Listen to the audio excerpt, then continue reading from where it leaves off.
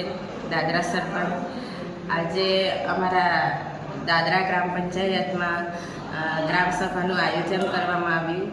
એમાં જે માસિક ધર્મનું લોકોને જાગૃતતા લાવવા માટે એક સભાનું આયોજન હતું.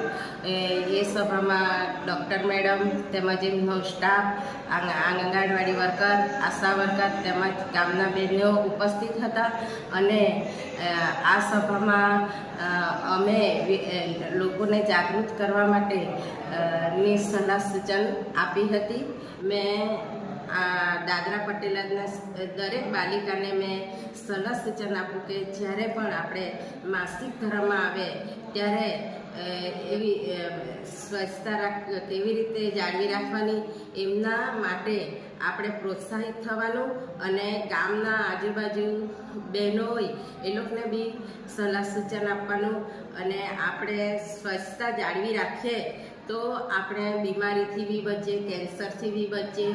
અને આપણા હોસ્પિટલથી આશા વર્કર બહેનો ઘરે ઘરે ચેક કરવા માટે આવે ત્યારે આપણાને આ એક કેન્સરની બી એ લોકો આપણાને ચેક કરે તો આપણે જે પણ આપણાને પ્રોબ્લેમ હોય એ લોકોને હમણાં ખરેખર આપણે જે બતાવી દઈએ તો એ લોકો તાત્કાલિક આ સુવિધા કરે. જય હિન્દ, જય ભારત. આજે અમે દાદરા પંચાયત ગ્રામસભામાં મેન્સ્ટ્રુઅલ હાઇજીન પર થોડું લોકોને અવેરનેસ માટે આવેલા હતા. તો લોકોને થોડું એના વિશે કેવી રીતના તમે અમુક બીમારીઓ જે મેન્સ્ટ્રુઅલ હાઇજીન તમે ના રાખો, અનહાઇજીનિક રીતે તમે બધી સેનેટરી પેડ્સને આજે ડિસ્પોઝ કરો, તો તેના વિશે થોડીક ઇન્ફોર્મેશન આપી. એની સાથે જ હમણાં અમારા ચાલી રહેલા ટોબેકો ફ્રી પ્રોગ્રામ અને હાઇપરટેન્શન માટે એનસીડીના જે પ્રોગ્રામ ચાલી રહ્યા છે તેના વિશે થોડું ઇન્ફોર્મેશન આપેલું છે. તો આ જે બી અમે લોકોને સમજાવ્યું એ લોકોને થોડું આઈડિયા આવે કે આનાથી તમને શું પ્રોબ્લેમ થાય અને એનાથી તમે કેવી રીતના બચી શકે તેના વિશે થોડી માહિતી આપેલી છે.